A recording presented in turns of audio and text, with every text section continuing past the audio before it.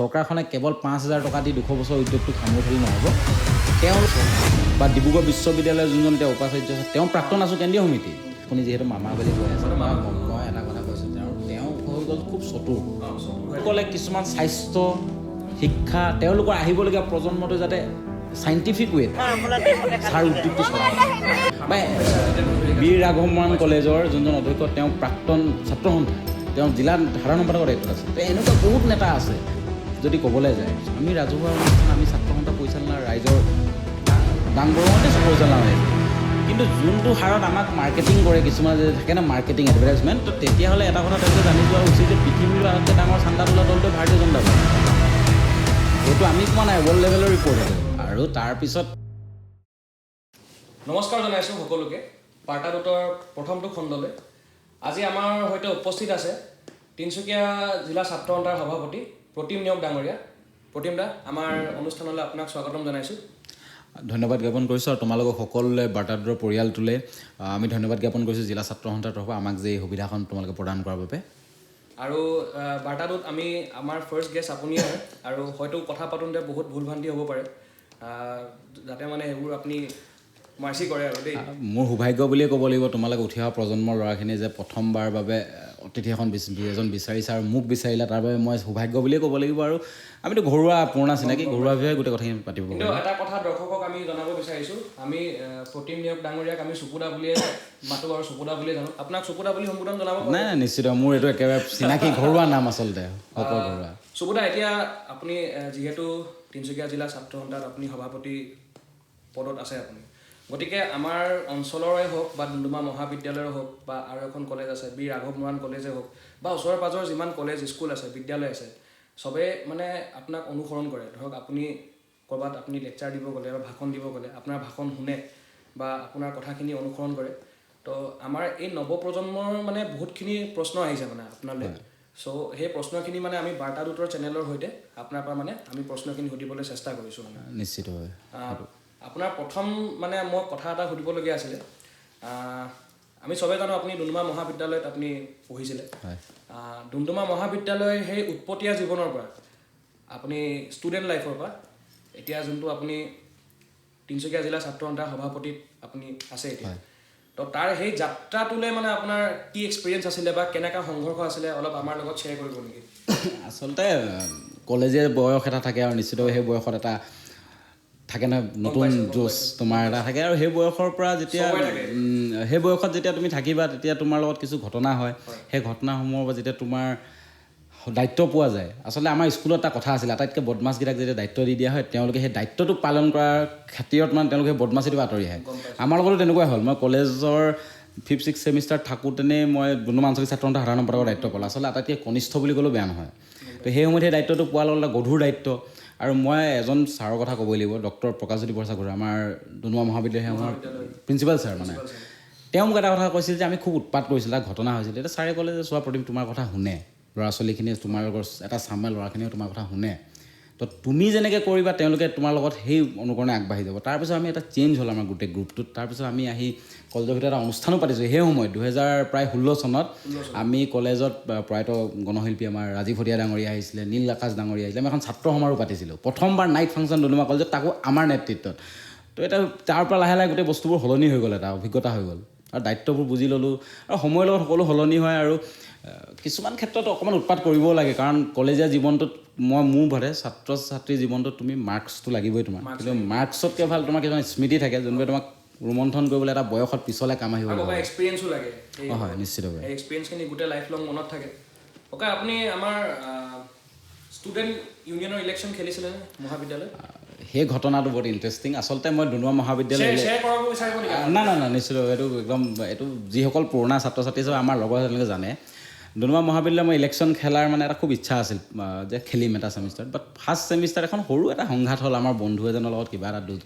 মন নিমিলাত কিবা এটা সৰু সংঘাত এটা। আৰু সেই সময়তে লেণ্ড কমিশ্যনৰ প্ৰচেছটো আহিছিলে, যাৰ ওপৰত ডিচিপ্লিনাৰী কমিটিৰ একশ্যন হয়, তেওঁলোকে ইলেকশ্যন খেলিব নোৱাৰিব। আচ্ছা, সেইকাৰণে মই ইলেকশ্যন খেলিব নোৱাৰিলোঁ, কাৰণ মোৰ ওপৰত সেই সময়ত ডিচিপ্লিনাৰী কমিটিৰ একশ্যন হ'ল। মানে মোৰ ওপৰত বহিছে আৰু আমি কলেজৰ পৰা সেই সময়ত 18 দিন আমি ছাছপেণ্ড হৈ আছোঁ। আৰু যোনজন জেনেৰেল ছেক্ৰেটাৰী জিকিছে সেইজন জেনেৰেল ছেক্ৰেটাৰী ৰিজাল্ট ঘোষণা হোৱাৰ দায়িত্ব লোৱাৰ দিনাখন তেওঁ সেইদিনাখন ছাছপেণ্ড হৈছে সৰু সুৰা এটা খুটখাটৰ বাবে। আৰু আজি তেওঁ পুলিচত চাকৰি কৰে। ইণ্টাৰেষ্টিং মানে ইণ্টাৰেষ্টিং কাহিনী বাকী চবতে আৰু এটা কথা আছিলে যেনেকৈ এতিয়া চবৰে ইণ্টাৰেষ্ট থাকে যে কিবা এটা জেনাৰত আমি পিছত গৈ প্ৰফেচনেলি সেই বস্তুটো আমি আগবঢ়াই যাম যেনেকৈ কিছুমানৰ মন থাকে আমি ইঞ্জিনিয়াৰ হ'ম ডাক্তৰ হ'ম এতিয়া আপোনাৰ সেই ৰুচিটো কেতিয়া আহিলে যে মই ছাত্ৰ সন্থাৰ লগতে জড়িত হৈ আমাৰ সমাজৰ হৈ কাম কৰিব লাগিব সেই বস্তুটো আপুনি কোন বয়সত বুজি পালে যে নহয় মই ছাত্ৰ সন্থাই কৰিম বা দেশৰ মানে আমাৰ অসমৰ কাৰণে মই কিবা এটা কৰি যাম বা আমাৰ জিলাখনৰ কাৰণে কিবা এটা কৰি যাম সেই চিন্তাধাৰাটো আপোনাৰ মনত কেতিয়া আহিলে চাওক আমাৰ জন্ম হ'ল তিনিচুকীয়া জিলাত একদম তিনিচুকীয়া জিলাত বুলিলে একদম জাতীয়তাবাদটো আমি তেজত পাইছোঁ আছে আছে একদম মানে কি পাইছোঁ নাপাইছোঁ নাজানো জাতীয়তাবাদটো আমি পাইছোঁ একদম। তো জাতীয়তাবাদত থকা এটা স্থান আছিলে এটা তেজত আছিলে কিন্তু স্থান পোৱা নাছিলোঁ কলেজলৈ আহিলোঁ কলেজলৈ অহাৰ লগে লগে ছাত্ৰ সন্থাৰ লগত জড়িত হ'লোঁ তেতিয়া উপলব্ধি কৰিলোঁ যে আটাইতকৈ ভাল মঞ্চ আৰু মানে এটা ডিচিপ্লিনেৰী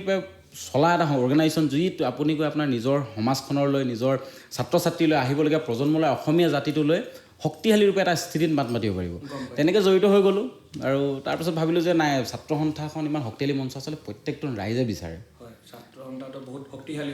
আৰু অসম আন্দোলনটো কিমান তাতৰ মহত্বপূৰ্ণ ভূমিকা আছিলে সেইটোৱে ভাষাটো ৰক্ষাৰ ক্ষেত্ৰত তাৰপিছত আমি লাহেকৈ দেখিলোঁ যে ছাত্ৰ সন্থা বুলি কোৱাৰ লগে লগে আপোনাৰ ওপৰত আপুনি যে সুধিলে এটা সালসলনি হ'ল যেতিয়া আপুনি নৰ্মেল এজন ছাত্ৰ থাকে আপোনাক মানুহে ইমান নাচায় কিন্তু এজন আচু ল'ৰা বুলি কোৱাৰ লগত আপুনি প্ৰত্যেকজন ৰাইজৰ চকুত পৰি থাকে আপুনি বাধ্যত পৰি ছাত্ৰ সন্থা সন্মানতো আপুনি সলনি হৈ যায় সলনি হৈ যাব লাগে আৰু ককা এই ছাত্ৰ সন্থাৰ কথাটোতে ভাষাৰ কথা যেতিয়া ক'লেই মই এটা কথা আপোনাক সুধিব বিচাৰিছোঁ এতিয়া আমি দেখিবলৈ পাইছোঁ যে তিনিচুকীয়া জিলাত যোনটো মানে আমি আগতে বেংমৰা ৰাজ্য বুলি চবে জানে মটক মৰাণহঁতৰ মানে গড় বুলি ক'ব পাৰি আৰু তাত আজি দেখা গৈছে যে বিহাৰ দিৱস নিচিনা এটা ফেষ্টিভেল বা যি ক'ব পাৰি তেওঁলোকৰ চেণ্টিমেণ্ট থাকিব পাৰে উদযাপন কৰা হৈছে বিহাৰ দিৱস তিনিচুকীয়াত সেই তাক লৈ আপোনাৰ কি ক'ব প্ৰথম কথাটো হ'ল উদযাপন কৰিবলৈ পৰিকল্পনা কৰা হৈছিল আৰু সেই সময়ত আমি শক্তিশালী ৰূপে বাধা দিছোঁ আমাৰ স্পষ্ট কথা আছিল যে এই বাধা কেৱল মুখেৰে নহয় প্ৰয়োজন হ'লে ছাত্ৰ সন্থাই বিভিন্ন আমি জাতি জনগোষ্ঠীয়ে যিকোনো পৰ্যায়লৈ গৈ বাধা দিম আৰু অনুষ্ঠানটো বাতিল কৰিবলগীয়া হ'ল কিন্তু এই কথাটো এটি দুৰ্ভাগ্যজনক যে ৰাজনীতি কৰিবলৈ গৈ মানুহে ইমান চূড়ান্ত তল পৰ্যায়লৈ কেনেকৈ যাব পাৰে যে বিহাৰ দিৱস কেৱল হিন্দীভাষী ভোটাৰক সন্তুষ্ট কৰিবলৈ এখন অসম আৰু অসমীয়াৰ মিলন মানে অসম আৰু অসমীয়াৰ সৃষ্টি হোৱা ঠাইডোখৰ তিনিচুকীয়া স্বৰ্গদেউ চাওলুং চুকাফা আহি ৰজা বৰদুচাক লগ পোৱা ঠাইডোখৰ তিনিচুকীয়া এই বেংমৰা ৰাজ্যখনত ইমান নিকৃষ্ট ৰাজনীতি কৰিছে আমি তেতিয়া এটা শব্দ কৈছিলোঁ যে আইৰ মুখৰ ভাষা আৰু আইক মাতৃক বিক্ৰী কৰি ৰাজনীতি নহয় ৰাজনীতি কৰিব যে কৰক আঁচনিৰ কৰিছে কোনোবাই বেলেগ ধৰণৰ কৰিছে কিন্তু একেবাৰে যে ইমান চূড়ান্ত পৰ্যায়লৈ গৈছে আৰু এতিয়াও তিনিচুকীয়া জিলাৰ বা বেংমৰা ৰাজ্যৰ যুৱকৰ তেজ পানী হৈ যোৱা নাই যুৱক জাতি যে কোনোবাই এনেকুৱা কৰিব বিচাৰিলে কৰিব পাৰিব সেইটো সম্ভৱ নহয় আমি জীয়াই থকা লাগে আৰু আমাৰ যেতিয়ালৈকে প্ৰজন্ম জীয়াই থাকিব তেতিয়ালৈকে এইটো কেতিয়াও সম্ভৱ হ'ব নোৱাৰে ভাল কথা কৈছে ককাইদেউক আৰু এটা কথা প্ৰশ্ন সুধিবলগীয়া আছিলে মানে যিহেতু আপুনি আছুৰ লগত জড়িত এতিয়া আছুৰ যি আইডিঅ'লজি আমি সকলোৱে মানে তাত অলপ আকৰ্ষিত হওঁ আমাৰ নৱপ্ৰজন্মই হওক বা হেৰি আৰু যি জাতীয়তাবাদী চিন্তাধাৰা তেওঁলোকৰ মানে আমি বহুত নৱপ্ৰজন্মই চাই বহুত বস্তু শিকিবলৈ পাইছোঁ আৰু বহুত বস্তু অনুসৰণ কৰোঁ এই ঐক্য মঞ্চ বা যি বুলি কয় আপোনালোকৰ অল আছাম ষ্টুডেণ্ট ইউনিয়ন চ' তাত এটা বস্তু দেখিব পোৱা গৈছে এতিয়া আপুনি শংকৰজ্যোতি শৰ্মাকে চাই লওক বা তাৰপিছত আমাৰ দীপাংকৰ নাথকে চাই লওক তেওঁলোকে এটা সময়ত ধৰক আছু কৰি এটা সময়ত বিজেপিলৈ গুচি যায় কাৰ সময়ত তেওঁলোকে ধৰক আমাৰ বিজেপিকে শংকৰজ্যোতি বৰুৱাৰ কথা কৈছোঁ বিজেপিক মানে ইমান সমালোচনা কৰিলে ইমান আন্দোলন কৰিলে কিন্তু দেখিব পোৱা গ'ল যে ইলেকশ্যন অহাৰ আগে আগে তেওঁ আকৌ গৈ বিজেপিত জইন দিলেগৈ তো আমাৰ আপুনি কি ক'ব বিচাৰিছে মানে আছুৰ সেই মজিয়াটো চবেই এটা মঞ্চ বনাই লৈ নেকি ৰাজনীতি কৰিবলৈ নহয় আছুৰ চাওক আমি এটা কথা কওঁ মই বাৰে বাৰে কওঁ কিছুমান কথা আমি ডিছকাছ কৰি থাকোঁ যেনেকৈ আলোচনা কৰোঁ আমি 1% ব্যক্তিৰ কথা আলোচনা কৰোঁ যিসকলে ৰাজনীতি গ'ল তেওঁলোকক আমি প্ৰাসংগিক আমি আলোচনা কৰি থাকোঁ বা সংবাদ মাধ্যমত হয় বা বিভিন্ন অনুষ্ঠানত তেওঁলোকৰ আলোচনা হৈ থাকে কিন্তু আছুৰ পৰা গৈ ACS হ'ল বা ডিব্ৰুগড় বিশ্ববিদ্যালয়ৰ যোনজন এতিয়া উপাচাৰ্য আছে তেওঁ প্ৰাক্তন আছু কেন্দ্ৰীয় সমিতি বা বীৰ ৰাঘৱমৰাণ কলেজৰ যোনজন অধ্যক্ষ তেওঁ প্ৰাক্তন ছাত্ৰ সন্থা তেওঁ জিলা সাধাৰণ সম্পাদকৰ দায়িত্বত আছে তো এনেকুৱা বহুত নেতা আছে বা মই প্ৰকাশ চৌধুৰী বৰঠাকুৰ ছাৰৰ কথা হ'ল তেওঁলোক ছাত্ৰ সন্থা কৰে আমি সেইসকল ব্যক্তিৰ কথা আলোচনা কৰিব লাগে যিসকলে নিৰবিচ্ছিন্নভাৱে সমাজখনক সেৱা কৰি থাকি গ'ল 1% ব্যক্তি কোনোবা ৰাজনীতিলৈ গৈছে ব্যক্তিগত লাভালাভত কেতিয়াবা হৈছে সেইটো এটা বেলেগ এটা বিষয় কিন্তু আমি আলোচনা কাক লৈ কৰিব লাগে যিসকল ব্যক্তিয়ে আজিও সেই সত্তাটোক ধৰি জাতীয়তাবাদী চিন্তাধাৰাই বহুত কাম কাজ কৰিছে আপুনি যদি কোনোবা এটা সংবাদ গোষ্ঠীত যায় তাত আপুনি চাব যে ছাত্ৰ সন্থাৰ মানে যুৱক প্ৰাক্তন ছাত্ৰ সন্থাৰ বিষয়ে জড়িত হৈছে কোনোবা এখন কলেজলৈ যাওক কেৰাণী পৰা শিক্ষকলে কোনোবা এজন আছে তো আমি সেইসকল ব্যক্তিকে আলোচনা কৰিব লাগে এতিয়া বহুত ACS হ'ল বহুত APSC পাছ কৰিছে সেইসকল যুৱক যুৱতীৰ কথা আলোচনা কৰিব লাগে আচলতে যিসকলে আদৰ্শ জলাঞ্জলি দিছে এটা কথা আপুনি ৰাইজে আৰু সময়ে ক্ষমা নকৰে হয় সেই কথাটো প্ৰমাণ বহুত নেতা হৈছে আৰু এটা কথা আপোনাক সুধিবলগীয়া আছিলে আচুৰ কলা পেণ্ট বগা চাৰ্ট আৰু চান্দা তাৰ বিষয়ে আপুনি কি ক'ব বিচাৰিছে প্ৰথম কথা হ'ল কলা পেণ্ট বগা চাৰ্ট মানে সেই আইডিঅ'লজিটো মই আমাক অলপ বুজাই দিলে মানে আচুত ধৰক কলা পেণ্ট বগা চাৰ্ট মানে এইটো অলপ এই প্ৰশ্নটো ইউনিফৰ্ম নেকি কিবা নহয় এই প্ৰশ্নটো আমাৰ সভাপতি ডাঙৰ সুধোঁতে খুব সুন্দৰভাৱে উত্তৰ দিছিলে যে ইউনিফৰ্ম নহয় আচলতে বগা চাৰ্ট কলা পেণ্ট আপুনি য'ত হ'লেও পিন্ধি যাব পাৰে বিয়া পৰা সকামো লাগে কমফৰ্টেবল বাজেট ফ্ৰেণ্ডলি আৰু দ্বিতীয় কথাটো হ'ল যে এসময় কলেজৰ ইউনিফৰ্ম সেইটো আছিল আৰু ছাত্ৰ সন্থা বুলি ক'লে সেনেধৰণেই আগবাঢ়ি গৈছিল কিন্তু সেইটো লৈ মানুহে এটা সমালোচনাৰ স্তৰলৈ লৈ গ'ল এতিয়া আপুনি তাৰ পাছলৈ আপুনি আহক চান্দালে যিকোনো সামাজিক অনুষ্ঠান ৰাইজৰ দান বৰঙণিয়ে চলে সেইটো চিৰসত্য তো এই কথাখিনি চান্দা আৰু যদি ক'বলৈ যায় আমি ৰাজহুৱা অনুষ্ঠান আমি ছাত্ৰ সন্থা পৰিচালনা ৰাইজৰ দান বৰঙণিতে পৰিচালনা হৈ আছে কিন্তু যোনটো হাৰত আমাক মাৰ্কেটিং কৰে কিছুমান যে থাকে না মাৰ্কেটিং এডভাৰটাইজমেণ্ট তো তেতিয়াহ'লে এটা কথা তেওঁলোকে জানি যোৱা উচিত যে পৃথিৱীৰ আটাইতকৈ ডাঙৰ চান্দা তোলা দলটোৱে ভাৰতীয় জনতা পাৰ্টি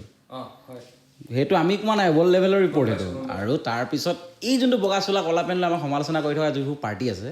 যিবোৰ ব্যক্তি আছে আমাৰ নাম কাৰো ক'বলগীয়া নাই কিন্তু তেওঁলোকে আমাতকৈ বেছি বগা চাৰ্ট কলা পেণ্ট পিন্ধে আজিৰ দিনত ডিগ্ৰী কথা নাজানো কিন্তু বগা চাৰ্ট কলা পেণ্টটো নতুনকৈ চিলাই লৈ ইয়াৰ মাজত কথা এটা জনাই দিওঁ এই বগা পেণ্ট কলা চাৰ্টৰ মাজত মোৰো এটা ভাল অভিজ্ঞতা আছে আমি বিশ্ববিদ্যালয় গোটৰ পৰা আমি মানে এনেই ফুৰিবলৈ গুৱাহাটী গৈছিলোঁ আমাৰ গাড়ীত চবে বগা পেণ্ট কলা চাৰ্টে পিন্ধি আছিলে আমি টুল দিব যাওঁতে আমি ইমানতে ক'লো আমি আছোঁ হয় আমি বগা পেণ্ট কলা চাৰ্টত আছিলোঁ ৰাইজ আমি কিন্তু টুল দিয়া নাই কিন্তু আমি গোটেই গুৱাহাটী যাওঁতে এনেকৈয়ে গৈছোঁ তো বগা পেণ্ট কলা চাৰ্টৰ এইটো এটা এডভান্টেজ আছে এডভান্টেজ নহয় আচলতে চাওক আমি যেতিয়া ছাত্ৰ সন্থা কাম এটা কৰিবলৈ গুৱাহাটীলৈ যাওঁ মোৰতো ঘৰুৱা কামত নাই ঘৰুৱা মইতো পৰিয়াললৈ যোৱা নাই পাৰ্চনেলি একো কামত নাই বিশ্ববিদ্যালয় এখিনি ছাত্ৰ যদি ছাত্ৰ ছাত্ৰী হৈ কাম কৰিবলৈ ওলাই গৈছে তো তাততো পাপ হ'ব নোৱাৰে তো এইটো কথাত আপুনি এটা কথা চাব ছাত্ৰ সন্থাৰ এতিয়া কিছুমানে বহুতে সোধে আমি ফেচবুক দেখিলোঁ আপুনি এই প্ৰশ্নতে মই লগাই দিছোঁ যে ছাত্ৰ সন্থাৰ প্ৰাসংগিকতা কি প্ৰাসংগিকতা কি বুলি ক'লে তেওঁ তেতিয়া বিহু আহি আছে বহাগ মাহত গোটেই অসমৰ শদিয়াৰ পৰা ধুবুৰীলৈকে হোৱা বিহুখনৰ গোহাৰিখন চালেই হ'ল যে প্ৰত্যেকখন বিহুতে এজন হ'লেও ছাত্ৰ সন্থা কৰ্মকৰ্তা আছে তো এই কথাবিলাকক কিছুমানে অকল সামাজিক মাধ্যমত কোনোবাই টকা পাই লিখে কোনোবাই ব্যক্তিগতভাৱে আক্ৰোশ তেওঁ কিবা এটা খুব থাকি গ'লে লিখি থাকে আৰু সেই কথাখিনি আমি ইমান প্ৰাসংগিক বুলি নাভাবোঁ কিন্তু আচলতে ছাত্ৰ সন্থা এটা সম্পূৰ্ণ আদৰ্শটো খুব শক্তিশালী আমি ছাত্ৰ সন্থাই কৰিছোঁ আৰু ছাত্ৰ সন্থাই কৰিয়ে সামৰিম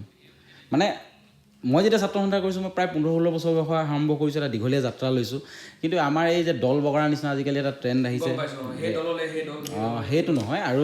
আজিকালি কি হৈছে কিছুমান ব্যক্তিৰ ৰাজনীতিক দলত থাকে তাৰপিছত সেই ৰাজনীতিক দলটো মাৰ যোৱাৰ লগে লগে তেওঁলোক এটা ক'ৰবাৰ জাতীয় সংগঠনত নিজকে জাতীয়তাবাদী প্ৰতিষ্ঠা কৰি এইবোৰ আচলতে শুভ লক্ষণ নহয় সস্তীয়া ৰাজনীতি আচলতে এইবোৰ কাম নহয় আৰু ছাত্ৰ সন্থাক ৰাইজৰ অভিভাৱকত চলে কাৰোবাৰ চাৰ্টিফিকেটৰ প্ৰয়োজন নাই মানে কিছুমান ব্যক্তিকে জোৰ জবৰদস্তি আছুক চাৰ্টিফিকেট দিব বিচাৰে যে তেওঁলোকৰ চাৰ্টিফিকেটৰ আছু নচলে আছু চলিব ৰাইজৰ অভিভাৱকত প্ৰত্যেকটো অনুষ্ঠানত আজি আমি ছাত্ৰ সন্থা হৈ আমি কাম কাজ কৰোঁ আমিতো প্ৰত্যেকটো জাতি জনগোষ্ঠীৰ অনুষ্ঠানত আমি জড়িত হৈছোঁ প্ৰত্যেকৰ লগত কাম কাজ কৰি আছোঁ কিন্তু যিসকলে ধৰি লওক দেখিব নোৱাৰে তো সেই তেওঁসকলক আপুনি কি কয় এনে আপোনালোকৰ ইয়াত ডুমডুমাত যিটো ছাত্ৰ সন্থা কৰে আপোনালোকে বণ্ডিং এনে চবৰ লগতে ভাল মানে প্ৰত্যেকটো জাতি জনগোষ্ঠীৰ লগত ছাত্ৰ সন্থা সমন্বয়ভাৱে আগবাঢ়ি যায় লগতে আমি আৰু কাৰণ ছাত্ৰ সন্থাটো বিভিন্ন জাতি জনগোষ্ঠীৰ যুৱক যুৱতীসকল আছে আৰু আমি আমাৰ লক্ষ্যটো কি ককাইদেউ মই ইণ্টাৰাপ্ট কৰিছোঁ এটা মানুহ ইয়াতে মানে আপুনি ক'লে মানে বিভিন্ন জাতি জনগোষ্ঠীৰ ল'ৰা ছোৱালী সোমাই থাকে এতিয়া মই কথা এটা সুধিব বিচাৰিছোঁ মানে ধৰক এতিয়া বহুত সংগঠন আমি দেখিছোঁ ওলাই আহিছে মানে এটা ৱৰ্ড বহুত ফেমাছ হৈছে এতিয়া খিলঞ্জীয়া আপোনাৰ মানে দৃষ্টিভংগীত প্ৰকৃত খিলঞ্জীয়া মানে কোন মানে যোনে অসমত জন্মগ্ৰহণ কৰিছে ভূমিপুত্ৰ কিন্তু অসমৰ কাৰণে একো কাম কৰা নাই আই মাতৃ অসমীয়াৰ কাৰণে একো কাম কৰা নাই তেওঁলোকে জাষ্ট অসমীয়া হিচাপে জীয়াই আছে তেওঁলোক ভূমিপুত্ৰ খিলঞ্জীয়া নে ধৰক কিবা বেলেগ এটা কমিউনিটিৰ মানুহ আছে তেওঁ ধৰক এতিয়া জ্যোতিপ্ৰসাদ আগৰৱালাৰ কথা কৈছোঁ ৰূপকোঁৱৰ জ্যোতিপ্ৰসাদ আগৰৱালা তেওঁ কবিতা লিখিছিলে চিনেমা বনাইছিলে তেওঁক আমি বহুত ভাল এটা জেগাত দিছোঁ মানে তেওঁক মানে আমি কৰ্মশালাও হয় তেওঁৰ নামত তো আপোনাৰ ডেফিনেশ্যনত মানে এতিয়া আমি জানিব বিচাৰিছোঁ এই খিলঞ্জীয়া ৱৰ্ডটো কিছুমান যে দল সংগঠনে যে বস্তুটো উলিয়াইছে খিলঞ্জীয়া ভূমিপুত্ৰ আপোনাৰ ডেফিনেশ্যনত সেই ৱৰ্ডটো কি বুজায় চাওক ভূমিপুত্ৰটো আমি সকলোৱে জানো যে বিভিন্ন যিসকলে এই ভূখণ্ডত আগৰ পৰাই দশক একদম হাজাৰ হাজাৰ বছৰ আগৰ পৰা বসবাস কৰি মানে ইয়াত বসবাস কৰিছে আৰু খিলঞ্জীয়া হৈ গ'ল যিসকল একেবাৰে আদিম বছৰ ইতিহাস থকা এটা জাতি তো কোনোবাই আজি আমি সঘনাই দেখোঁ যে কোনোবাই আহে অসমলৈ দুটা থুনুকা থুনুকি অসমীয়া কয় মই খিলঞ্জীয়া বুলি কৈ দিয়ে সেইটো এটা দুৰ্ভাগ্যজনক কথা সেইটো হ'ব নোৱাৰে এতিয়া বহুত জেগাত দেখিবলৈ পাইছোঁ মানে দল সংগঠনত মানে ধৰক বেলেগ কমিউনিটিক টাৰ্গেট কৰি বহুত কিবা কিবি কৰা হৈছে আমাৰ ডুমডুমাতে অলপ দিনৰ আগত কিবা এটা হৈ গৈছে নহয় এটা কথা আছে চাওক যেনেকৈ বিজেপি চৰকাৰখনে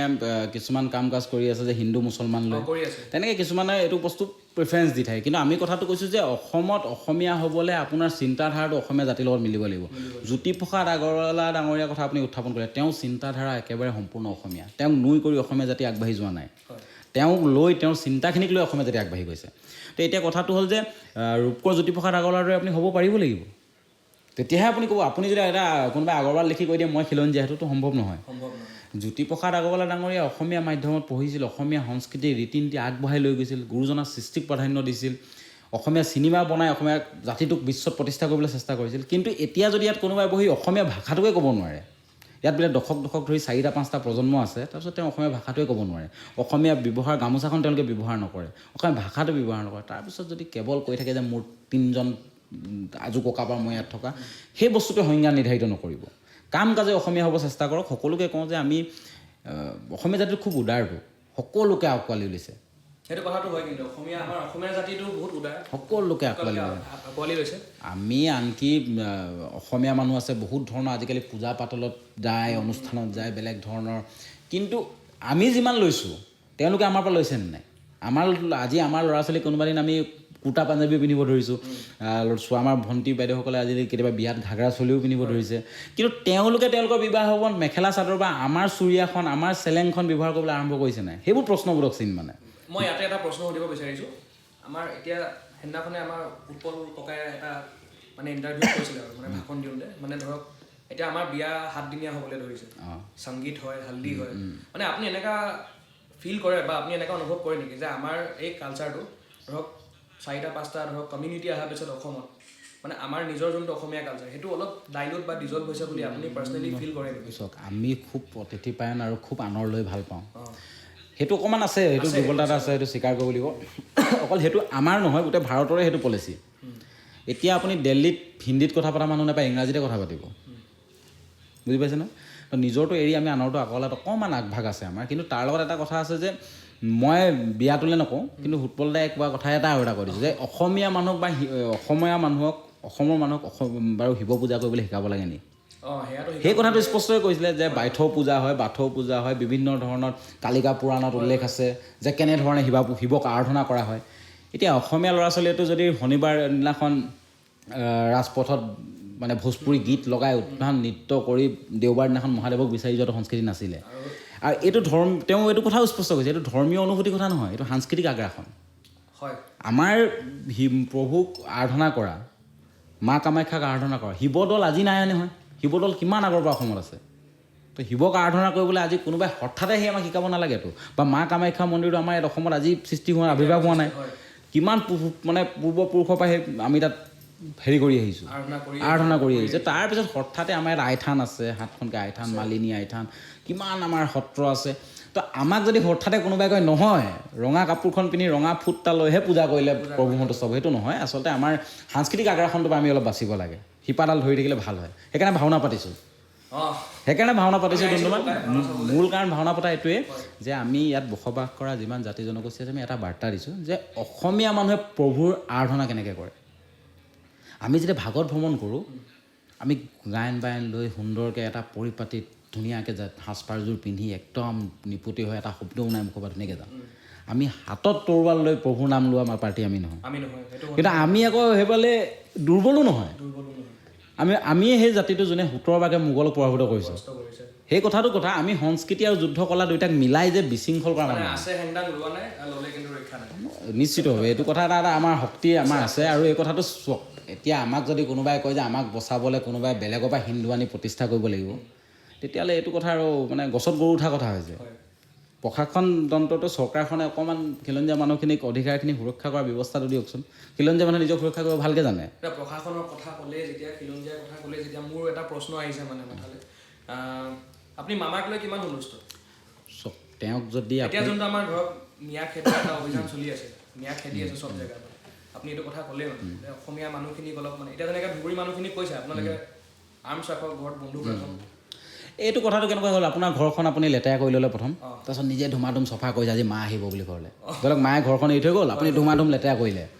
তাৰপিছত লেতেৰা কৰাৰ পাছত আপুনি চিন্তা কৰিছে মা আহি গালি দিব ধুমাধুম চফা কৰিছে 15 বছৰ দিন কংগ্ৰেছৰ মন্ত্ৰীহঁতে সেই আৱৰ্জনা বুলি তেওঁলোকে গণ্য কৰা বৰ্তমানক যিসকল গণ্য কৰিছে তেওঁ গোটালে এতিয়া কি কৰিছে তেওঁ দেখিছে মোৰ ৰাজনীতিকটো ইয়াত নাই ৰাজনীতি ভৱিষ্যত মোৰ বেলেগত আছে তেওঁ এতিয়া ধুমাধুম চফা কৰাত বা এটা পলিচিত তেওঁ নামি পৰিছে আৰু কথাটো হ'ল তেওঁ হিন্দু মুছলমানৰ কথা কৈ থকাতকৈ যায় আপুনি ক'লে যে খিলঞ্জীয়া সেইদিনাখন তিনিচুকীয়ালৈ আহি তেওঁ এটা কথা কৈ থৈ গ'ল যে হিমন্ত বিশ্ব শৰ্মাই মুখ্যমন্ত্ৰী হিচাপে ষ্টেটমেণ্ট পাছ কৰিছে যে তিনিচুকীয়া জিলাত মানে হিন্দু মানুহতকৈ মুছলমান সম্প্ৰদায়ৰ মানুহে মাটি বেছি ক্ৰয় কৰিছে তেওঁ সেই কথাটো ক'ব লাগিছিলে যে খিলঞ্জীয়া মানুহতকৈ অখিলঞ্জীয়া মানুহে বেছি মাটি ক্ৰয় কৰিছে শব্দটো লওকচোন কাৰণ তিনিচুকীয়া বজাৰখনত অসমীয়া মানুহৰ দোকান আছে নেকি আহোম মৰাণ মটক কছাৰী চুতীয়া গোৰ্খা চাহ জনগোষ্ঠী আদিবাসী এইসকলৰ ব্যৱসায় বাণিজ্য নাই তো সেই কথাটো তেওঁলোকে ক'ব লাগিছিলে যে এই ব্যৱস্থাটো আমি খিলঞ্জীয়া যুৱক যুৱতীসকল প্ৰত্যেকখন চহৰত আমি সংস্থাপন কৰিম সেই কথাটো আঁতৰি ফালৰি কাটি তেওঁ এটা বণিক গোষ্ঠীক সন্তুষ্ট কৰিবলৈ গোটেই কথাটো কৈ থৈ গ'ল কিন্তু আমাৰ যে মাটিসমূহ গুচি গৈছে আমাৰ মাটিসমূহ যে চলে বলে কৌশলে আমাৰ পৰা লৈ যোৱা হৈছে সেই কথাখিনি তেওঁ গুৰুত্ব দিছে নাই তেওঁ কেৱল এটা ধুনীয়া সংখ্যা কৈ থৈ গ'ল যে মুছলমানে বেছি ক্ৰয় কৰিছে আৰে মুছলমান হিন্দু বুলি নহয় ইয়াৰ পৰা আহি বিভিন্ন ৰাজ্যৰ পৰা আহি বা বিভিন্ন ঠাইৰ পৰা আহি ইয়াত বণিক গোষ্ঠীসকলে আমাৰ মাটিবোৰ লৈ লৈছে চলে বলে সেইটো ৰুধিবলৈ তেওঁ ব্যৱস্থা কৰিব লাগিছিলে তেওঁ আমাৰ খিলঞ্জীয়া হাতত তুলি দিব লাগিছিলে মাটি অধিকাৰ দিব লাগিছিলে আৰু এতিয়া তেওঁ এটা খুব লম্ভালি মাৰি কৈ থাকে যে আমি 1,60,000 চাকৰি দিলোঁ ভাল কথা এইটো এটা নিশ্চিতভাৱে ক'ব লাগিব যে এটা চৰকাৰৰ কাৰণে সাধাৰণ কথাও নহয় তাত কৰণীয় হয় তেওঁৰ কাৰণে এইটো দায়িত্ব কিন্তু তাত আৰু এটা ইণ্টাৰেষ্টিং কথা নহয় তেওঁ 23-24 লাখ নিবনুৱা কথা কৈ আছে 1,60,000 দিলে প্ৰায় 22-23 লাখ থাকি গ'ল সেই 22-23 লাখ নিবনুৱাৰ কি হ'ব আৰু তাৰ লগত আৰু এটা কথা নহয় প্ৰত্যেক বছৰে আমাৰ গোটেইখন বিশ্ববিদ্যালয় মিলাই অসমত 1 লাখমান ছাত্ৰ ছাত্ৰী ডিগ্ৰী কমপ্লিট কৰি ওলায় মানে 1 লাখ নিবনুৱা প্ৰত্যেক বছৰে সৃষ্টি হৈছে আৰু 5 বছৰত 1 লাখৰ চাকৰি দিছে তো এই ধৰণে অকল নকৰিলে নহ'ব কথাটো হ'ল যে চাকৰিৰ লগতে ব্যৱসায় কাম কাজ সকলোতে যাতে যুৱক যুৱতীসকলক খিলঞ্জীয়া অসমীয়া যুৱক যুৱতীসকলক সংস্থাপন কৰিব পাৰে তেওঁ আৰু এটা কথা কৈছে কেইদিনমান আগত যে উজনিৰ ল'ৰা যদি মোৰ ওচৰলৈ আহে মই গুৱাহাটীৰ পৰা এটা মানে জাতিক যাক লৈ তেওঁ মন্তব্য দি থাকে সঘনাই যে আমি একেবাৰে নাইকিয়া কৰি দিম তাত অসমীয়া কাম কৰিম এতিয়া আমাৰ প্ৰশ্নটো হ'ল যে তিনিচুকীয়া বাণিজ্যিক চহৰখনত প্ৰথম তিনিচুকীয়াৰ যুৱক যুৱতীসকলক সংস্থাপন দি লওক তিনিচুকীয়া যুৱক যুৱতী ইয়াত সংস্থাপন দি পেলাই অভাৰ হৈ গ'ল যে ঠাই নাই তেতিয়া গুৱাহাটীত নি সংস্থাপন দিয়ক তেওঁ কিবা গছত গৰু উঠা কথাবোৰ কৈ নাথাকে জানো জুজুৱাই থকা কথা নিজৰ কৰ্ম জেগাতে নিজৰ ঠাইতে নাই আমাৰ তিনিচুকীয়াখনত মানে যদি কাম বিচাৰি যায় ল'ৰা ছোৱালী গুৱাহাটীত যাব লাগে দিল্লীত যাব লাগে আৰু যিবিলাকে কয় যে এতিয়া বোলে আমাৰ ল'ৰাই কাম নকৰে এটা খুব এটা মানে অভিযোগ অসমীয়া জাতিটোৰ ওপৰত কৈ দিয়ে যে অসমীয়া ল'ৰাই কাম নকৰে সদিয়াততো অসমীয়া ল'ৰাই খেতি কৰি আছে চাহ উদ্যোগটো আমাৰ চাহ জনগোষ্ঠী ভাইসকলৰ অসমীয়া ভাইসকলে কাম কৰি আছে মঙলবাৰ বজাৰ শুকুৰবাৰ বজাৰ বৃহস্পতিবাৰ বজাৰখনত বহি থকা সেইকেইজনী অসমীয়া আমাৰ আই মাতৃয়ে কথাটো হ'ল যে সেই আই মাতৃকেইজনীক যদি স্থায়ী বজাৰ এখন দিব পাৰে বিপণী এখন দিব পাৰে তেতিয়া সেই মানুহ কিন্তু সংস্থাপিত দ্বিতীয় কথা ইমান ডাঙৰ চাহ উদ্যোগটো আমাৰ ইয়াৰ চাহ জনগোষ্ঠী আদিবাসী ভাইসকলে পৰিচালনা কৰি চলাই দিলে ৰেলৱে চাহ উদ্যোগটোৱে আচলতে ভাৰতৰ ভিতৰত বহুত শ্ৰমিক লগা উদ্যোগ সেই উদ্যোগটো আমাৰ অসমীয়া মানুহে চলাই আছে তাৰপিছত যদি কোনোবাই অসমীয়া মানুহে কাম নকৰে কৰ্ম সংস্কৃতি নাই তো এইবোৰ কথা চূড়ান্ত অপমান হয়নে নহয় বহুত অপমান কৰি আছে কৰ্ম সংস্কৃতি আমাৰ আছে কিন্তু যদি মই আলু খেতি কৰি কিনে আলু যদি মই বিকিবলৈ জানো 2 টকা হয় তেতিয়া সদিয়া তাত আমাৰ আলু খেতি কৰিলে পেলাই দিয়া বাহিৰে বেলেগ উপায় নাই এইটো চিণ্ডিকেট কোনে কৰি আছে যদি কৃষকজনতকৈ মধ্যবিত্তৰ মাজত মিডলমেনজনে যদি কৃষকতকৈ বেছি টকা ঘটিবলগীয়া হয় তেতিয়াহ'লে আৰু বিকল্প কি একো নাই সেইটো কথা ঠিক কথা কৈছে আপুনি মানে স্কিলখিনি আমি ডেভেলপ কৰিব লাগিব আৰু নৱপ্ৰজন্মক খালি চাকৰি দিলে নহ'ব তেওঁলোকক মানে বহুত কিবা কিবি বস্তু শিকাব লাগিব স্কিলছ ডেভেলপমেণ্টৰ ওপৰত মই কাম কৰিবলগীয়া আছে মই এইটো ক্ষেত্ৰত মই আই মাতৃসকলক খুব অনুকৰণ কৰোঁ মানে আমাৰ যিসকল আই মাতৃ আছে তেওঁলোকক বা ভনী ভাইটি তেওঁলোকক অনুকৰণ কৰা 2টা মূল কাৰণ মই একেদিনতে কোনো উদ্যোগপতি হ'ব নোৱাৰে একেদিনে কোনোবাই ডাঙৰ উদ্যোগ প্ৰতিষ্ঠা কৰি উদ্যোগপতি হ'ব নোৱাৰে কিন্তু সৰু সৰু মই কিছুমান কথা কৈছোঁ আগতে বিয়াবিলাক হয় যে মেকআপ আৰ্টিষ্ট লাগে আমি চহৰৰ পৰা কাৰোবাক হায়াৰ কৰিব লাগে এতিয়া প্ৰত্যেকখন গাঁও প্ৰত্যেকটো চুবুৰীত এজনী মেকআপ আৰ্টিষ্ট শিকা ছোৱালী আছে যোনে ঘৰৰ ওচৰত তুলনি বিয়াখনত বা বাৰ্থডেত বা বৰ বিয়াখনত তেওঁ কামখিনি সুন্দৰভাৱে লৈ গৈছে সেইটো এটা সংস্থাপন হৈছে তাৰপাছত আপুনি চাব বিউটি পাৰ্লাৰবিলাকত ছোৱালী আগতে হেয়াৰ কাটিং চাইকিং চব আজিকালি অসমীয়া ছোৱালীয়ে নিজে কৰে বা ঘৰতো কৰি আছে স্বাৱলম্বী হৈ আছে ছোৱালীবিলাক আই মাতৃসকল তাৰপিছত আপুনি চাওক কেকৰ এটা উদ্যোগ আছিলে কেক আগতে আমি ক'লে এই কেক লাগে চিন্তা হয় 10 বাজি গ'ল কেক নেপাম এতিয়াবোৰ এতিয়া কিন্তু আমি প্ৰত্যেকটো ঠাইতে আমি চাওঁ যে আমাৰ আই মাতৃসকলে প্ৰত্যেকখন গাঁৱতে এজনী আই মাতৃ আছে যোনে বা ভণ্টি আছে আমাৰ বাইদেউ আছে যোনে কেক বনাব জানে সৰু সৰু উদ্যোগ কিন্তু আমাৰ বাই ভণ্টিহঁতে ল'লে কিন্তু সেই সমান্তৰভাৱে আমি চাগে যদি এতিয়া তুমি মাতিছা আজি পডকাষ্ট ল'বলৈ চুলিকেইডালটো কাটি আহিবলগীয়া হৈছে লাগিব একদম পুৰা। কিন্তু আমি তিনিচুকীয়া জিলাত চেলুনত দুই এক ক'ৰবাত অসমীয়া ল'ৰাই কৰি আছে কিন্তু সেই চেলুনটোক যদি আমি স্কিল ডেভেলপমেণ্ট হিচাপে যদি এটা ডাঙৰ পৰিসৰত কৰোঁ চুলিকেইডাল সপ্তাহত কাটিবই লাগিব দাড়িকেইডাল কাটিবই লাগিব যদি সেই এনেকৈ সৰু সৰু উদ্যোগবিলাক আমি দখল কৰিব ধৰোঁ বা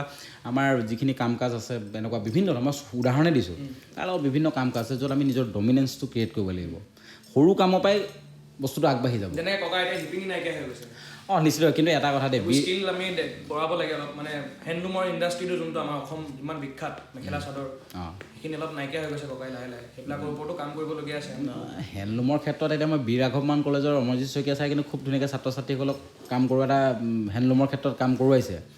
তাৰপিছত আপোনাৰ আমাৰ ইয়াত কিছুমান থলুৱা শিপিনী বহুত আছে দেই তিনিচুকীয়া জিলাত শিপিনী অলপ অভাৱ নাই কিন্তু কৰিছে কিন্তু যিটো হাৰৰ ফেচিলিটি আৰু যিটো ধৰণৰ মেটেৰিয়েলছ সিহঁতি পাব লাগে বা কম ৰেটটো হ'ব লাগে সেইটো পাবলৈ বা বজাৰখন প্ৰচাৰ প্ৰসাৰ কৰিবলৈ অকণমান অসুবিধা হৈছে কাৰণ বজাৰ নাই বিক্ৰী কৰিবলৈ আল্টিমেটলি তুমি বৈ কিনে কোনোবা এজন বুনিয়া হাতত গতাই দিব লাগিব তো সেইকাৰণে যেতিয়া ইণ্ডাষ্ট্ৰিয়েল যোনটো ডেভেলপমেণ্ট হয় তাৰ লগত যদি দোকানসমূহ বোলে প্ৰত্যেকজন বিধায়কে কৈছে বোলে মই বোলে এবাৰ নিৰ্বাচনৰ পিছত 100খন দোকান খিলঞ্জীয়া যুৱক যুৱতীক শিক্ষিত আমি সংস্থাপন কৰি দিম নগৰ তো তিনিচুকীয়া জিলাখনত অহা 5 বছৰত 500 যুৱক যুৱতীৰ দোকান হৈ যাব সেই পৰিকল্পনাটো কৰিবলৈ ল'ৰাই নিশ্চিতভাৱে কাম কৰিবলৈ আগবাঢ়ি আহিব তুমি যদি 90 টকাত তাত বৈ চকুৰ তোমাৰ খৰচ কৰি চকুৰ মানে বিষ লগোৱাই তুমি যদি তাত কাপোৰ বোলে তোমাৰ গামোচাখন বৰ্তমান 90 টকা পাইছে তুমি বোলে বজাৰত বিকিব গ'লা 95 তোমাক দিছে আৰু তেওঁ বহি বিকিনে সেইখন 150 টকাত বিকিছে তো অসুবিধা হয় কাম কৰিবলৈ কামটো সেই আপুনি কথাটো ক'লে এতিয়া খেতি কৰা কথাটো তেনেকাই হৈ যায় সেইটোৱে চলি আছে মানে কি ভাবে যে পলিটিক্সত যদি এটা লিডাৰ সোমায় সেই লিডাৰজনক ধৰক নেতৃত্ব দিবলৈ কি লিডাৰশ্বিপ কোৱালিটিজৰ মানে দৰকাৰ মানে সেই মানুহজনৰ কি কোৱালিটিজ হ'ব লাগিব যে ধৰক সি গৈ পিছত এটা জনতাৰ মানে নেতৃত্ব ল'ব পাৰিব প্ৰথম কথা সেই লিডাৰজনৰ মুখত যোনদিনাখন শব্দটো মই নহয় আমি থাকিব প্ৰথমটো কোৱালিটি তেওঁ সেইটো মই নহয় আমি আমাৰ সমাজ আমাৰ জাতি আমাৰ ঠাই প্ৰথম দ্বিতীয় কথা তেওঁ ৰাইজক লৈ কাম কৰা এটা হেঁপাহ লাগিব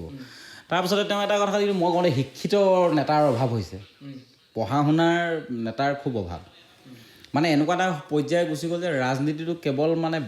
অশিক্ষিত নোৱাৰা একো কৰিব নোৱাৰিলে চাকৰি তেতিয়া কৰে সেই পৰ্যায়টো আমি নতুন প্ৰজন্মলৈ উলিয়াই আনিব লাগে এতিয়া আমি কওঁ ন আমি যেনেকৈ কওঁ কিছুমান চিণ্ডিকেট ৱৰ্ড যে পলিটিকেল চিণ্ডিকেট বা কাঠ কয়লাৰ চিণ্ডিকেট এনেকুৱা ধৰণৰ আমাৰ কিছুমান ষ্টেটমেণ্ট নাথাকে জানো পলিটিকেল চিণ্ডিকেট চলি আছে বুলি ক'লে অসমত বেয়া নহয় নহয় একেকেইজন ব্যক্তি কংগ্ৰেছৰ দিনত 15-20 বছৰ জয় জয়ময় সেইকেইজন ব্যক্তিয়ে বিজেপিৰ দিনত 10 বছৰ আকৌ জয় জয়ময় মানে পোষ্টাৰ সলনি হৈ যাওক চিনেমাৰ হিৰো এজনে আছে মানে চিনেমাখন দিৱালী ৰিলিজ দিয়ক ঈদত ৰিলিজ দিয়ক হিৰো একেজনে ইয়াৰ মাজত মোৰ কথা এটা মনত পৰিছে আমাৰ বিশ্ববিদ্যালয়ত মোৰ নলবাৰীৰ বন্ধু এজন আছে মানে তো আমাৰ সঞ্জয় কিষাণ ডাঙৰীয়া তিনিচুকীয়া তেওঁ অলপ দিনৰ আগতে কিবা এটা পোষ্ট দিছিলে ৰাস্তা বনোৱা মানে তাৰপৰা মোক নলবাৰীৰ লগৰজনে কৈছে আৰু যে তহঁতৰ মানে এনেকৈ মোবাইলত দেখাইছে তহঁতৰ তিনিচুকীয়াত নতুন ৰাস্তা বনাইছে মানে তেনেকৈ কিবা কিবি পিছত মই খুলি চাওঁ মানে সেই বস্তুটো মানে AI জেনেৰেটেড মানে আৰু খুব দুখ পাওঁ মানে আৰু মানে বহুত বেয়া লাগিলে যে মানে আমাৰ অঞ্চলটোৰ মানে জিলাখন মানে এটা বেলেগ দৃষ্টিৰে মানে প্ৰদৰ্শন কৰিছে মানে তেওঁ তো আপুনি কি ভাবে এইবোৰ মানে ধৰক লেক অফ নেগলিজেঞ্চি বা পঢ়া শুনা নথকাৰ কাৰণে এইবিলাক বস্তু হৈ আছে নেকি মানে এটা ৰাস্তা যাৰ কাৰণে চেংচন আহে টেণ্ডাৰ মাৰে বস্তু পইচা পঠিয়ায় চৰকাৰে যে কামখিনি কৰিব লাগিব সেই কামখিনি নকৰাৰ স্বত্তে তাহাঁতি কি কৰিছে AI দি পিনে ফটো মাৰি এখন জনতাৰ আগত ফেচবুকত দি দিছে চ' সেই বস্তুটো আপুনি কি ভাবে মানে কেলে হৈছে এনেকুৱা বস্তুবিলাক নহয় এইটো নেগলিজেঞ্চি বুলি নহয় আচলতে কাম কৰাৰ ইচ্ছা নাই সহজ ভাষাত কৈছোঁ নেগলিজেঞ্চি কৰি দিবাটো বহুত সেইটো ষ্টেণ্ডাৰ্ড হৈছে তেওঁৰ কাৰণে আৰু তেওঁ বুজি নাপাব এইটো কথা তেওঁ এচেঞ্চিয়েল কমোডিটিছ লাগি থকা মানুহটো তেওঁক মই এটা কথাই ক'ব বিচাৰিছোঁ যে তেওঁলোকে ৰাজনীতি কৰিছে ব্যক্তিগত লাভালাভতকৈ বেছি ৰাইজৰ লাভালাভ চাব লাগে এতিয়া তিনিচুকীয়া জিলাখন টেক্স যোনটো কৰ দিব লাগে আমি বহুত বেছি দিওঁ কয়লা চাহ উদ্যোগ আমাৰ নেচাৰেল ৰিচোৰ্চেছ বহুত ধৰণৰ আমি উদ্যোগৰ পৰা আমি টেক্স চৰকাৰক দি আছোঁ কিন্তু এই কথাত আমি এইটো বস্তু আমি উপলব্ধি কৰিছোঁ নাই যে অসমৰ বাকী যিসমূহ জিলা আছে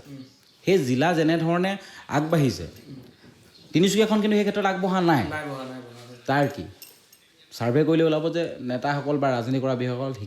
বৰ বেছি এডুকেটেড নহয় বা শিক্ষাগত ক্ষেত্ৰত তেওঁলোক বৰ বেছি গুৰুত্ব নিদিয়ে তিনিচুকীয়াখন আমাৰ এতিয়া আটাইতকৈ মানে চফা ডিষ্ট্ৰিক্টৰ ভিতৰত আমাৰ বহুত তলত হৈ গৈছে আৰু তাতকৈ ইণ্টাৰেষ্টিং কথাটো হ'ল কিন্তু যদি আপুনি 126জন বিধায়কৰ তালিকাটো চায় কিন্তু তিনিচুকীয়া জিলাৰ বিধায়ককেইজনক ভুলক্ৰমে টপ 5তে আহিব আমাৰ গোটেই ধন সম্পত্তিৰ ক্ষেত্ৰত হয় হয় তো সেইকাৰণে কৈছোঁ ব্যক্তিগততকৈ ৰাইজক লৈ কাম কৰা হেঁপাহটো লাগে আৰু আমি প্ৰত্যেক দলক এটা কথাই কওঁ যে যিসকল ব্যক্তি থাকে তেওঁলোকৰ এজেণ্ডাটো কি তেওঁলোকৰ কাম কৰা কি তেওঁলোকৰ পাছ হিষ্ট্ৰীটো কি অকণ চাব লাগে আৰু ৰাইজৰ মুখলৈ আগবঢ়াই দিয়াৰ লগালগ তেওঁলোকে কি কৰিব পাৰিছে সেই কথাখিনি গুৰুত্ব দিব লাগে দল এটাই কেৱল দি দিয়ে আৰু দল এটাই ভাবে আমাৰ বিধায়ক লাগে বিধায়ক জিকিব লাগে সেইটো দায়িত্ব নহয় কিন্তু তেওঁলোকে কাম কাজ কি কৰিলে আজি দেখোঁ আমি বেছিভাগ ৰাজনৈতিক দলৰ ভিতৰতে খোৱা কামোৰা এনেকুৱা নহয় অসমৰ ৰাজনীতি তিনিচুকীয়া ৰাজনীতি যদি মূল্যবোধৰ হৈ নাথাকে তেতিয়াহ'লে ইয়াৰ মানুহখিনি কি পাব গম পাইছোঁ বুজি পাইছে নহয় আৰু তোমাৰ এটা কথা চোৱা তুমি মই কৈছোঁ বাথপথ এতিয়া তুমি মাৰ্ঘেৰিটালৈ যোৱা ৰাস্তাটো কেনেকুৱা অৱস্থা তিনিচুকীয়াৰ ভিতৰতো ধূলি পুৰা ধুনীয়া ভয়ংকৰ মানে বুলি কয় বহুত লেতেৰা হৈ পৰিছে তিনিচুকীয়াখন মানে আমি পষ্টে চষ্টে চাওঁ মানে ফেচবুকত চাওঁ ইনষ্টাগ্ৰামত চাওঁ মানে ধৰক চিভিক চেন্স বোলা বস্তুটো মানে নাইকিয়া হৈ গৈছে নহয় এইটো চিভিক চেন্সৰ কথা নহয় এইটো মানে কামখিনি পৰিপাতি কৰা ৰখা কিছুমান সজাগতা কৰিব কি এতিয়া যেনেকৈ কি বুলি কয় অসমীয়া কথা সৰিয়হৰ দুলিতে ভূত হয় যেতিয়া বিধায়কৰ ঘৰৰ সন্মুখৰ পাৰ্কখন ৰূপকৰ জ্যোতিপ্ৰসাদ আগৰৱালা নামত থকা পাৰ্কখন 10 বছৰ দিন তেওঁ মেৰামতি নকৰিলে হাবি জংঘল হয় ইলেকশ্যন আহিছে মেৰামতি হৈ আছে তেওঁ আশে পাশে 4টা ৰাস্তা বেয়া তো সেনেকৈ বহুত পৰ্যায় আছে আমি তিনিচুকীয়া জিলাখন আমি টুৰিজমৰ ক্ষেত্ৰত বহুত কৰিব পাৰোঁ টি উদ্যোগটো আমাৰ ওচৰত আছে এছিয়াছ লাৰ্জেষ্ট ফেক্টৰী আছিলে এসময়ত সেই টি উদ্যোগটো আমি টুৰিজম ষ্টাৰ্ট কৰিব পাৰোঁ আমাৰ ওচৰত ডিব্ৰু চৈখোৱা আছে